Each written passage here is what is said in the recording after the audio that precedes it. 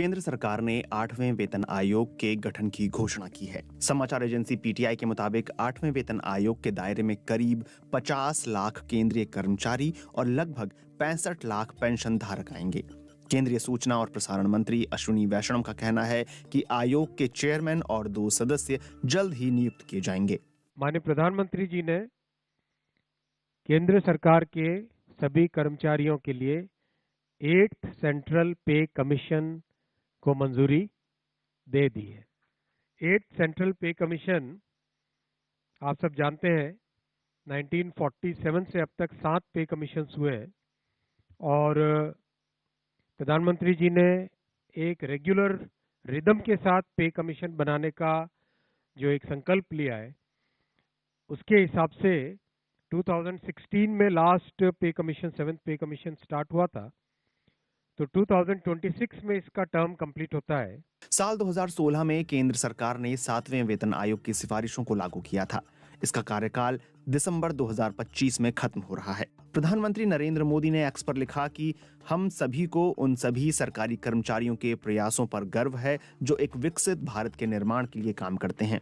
8वें वेतन आयोग पर कैबिनेट के फैसले से जीवन की गुणवत्ता में सुधार होगा और उपभोग को बढ़ावा मिलेगा।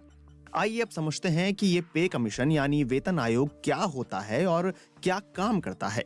वेतन आयोग एक ऐसी व्यवस्था है जो केंद्र सरकार के लाखों कर्मचारियों के वेतन, भत्ते और लाभों को तय करने में अहम भूमिका निभाती है। ये आयोग एक अंतराल पर मौजूदा आर्थिक परिस्थितियों का आकलन करता है। इसके बाद सरकारी कर्मचारियों के लिए सैलरी के उचित संशोधन की सिफारिश करता है। सरकार के लिए वेतन आयोग की सिफारिशों को मानना अनिवार्य नहीं है। सरकार चाहे तो आयोग की सिफारिशों को अस्वीकार भी कर सकती है। वेतन आयोग वित्त मंत्रालय के अंतर्गत काम करता है।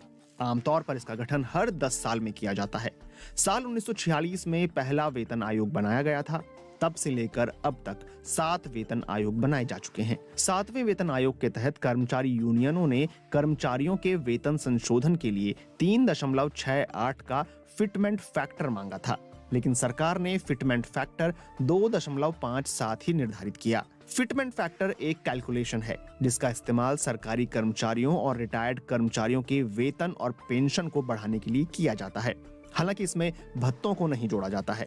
7वें वेतन आयोग की सिफारिशें लागू होने के बाद केंद्रीय कर्मचारियों का न्यूनतम मूल वेतन 7,000 रुपए प्रति महीने से बढ़कर 18,000 रुपए प्रति महीना हो गया था। वहीं न्यूनतम पेंशन को 3,500 से बढ़ाकर 9,000 रुपए कर दिया गया था। इसके साथ ही अधिकतम सैलरी 2.5 लाख रुपए और अधिकतम पेंशन 1.25 लाख रुपए तय की गई थी।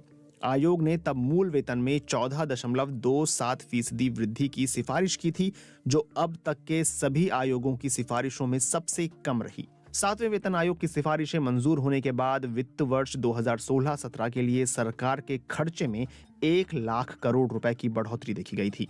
अब बात इस पर हो रही राजनीति की करें तो एक तरफ बीजेपी इसे केंद्रीय कर्मचारियों के फायदे के बारे में बता रही है, वहीं दूसरी तरफ बाकी दल वेतन आयोग की घोषणा को दिल्ली चुनाव से जोड़कर भी देख रहे हैं।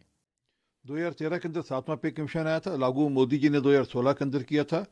मोदी जी से अपेक्षाएं थी और आभार है मोदी जी का, उन्होंने 8 पे कमीशन का अनाउंसमेंट की है और जल्द उसकी रिकमेंडेशंस आएंगी और सरकारी कर्मचारियों को एक बड़ी राहत मिलेगी। ये तो 5 साल पहले आना था।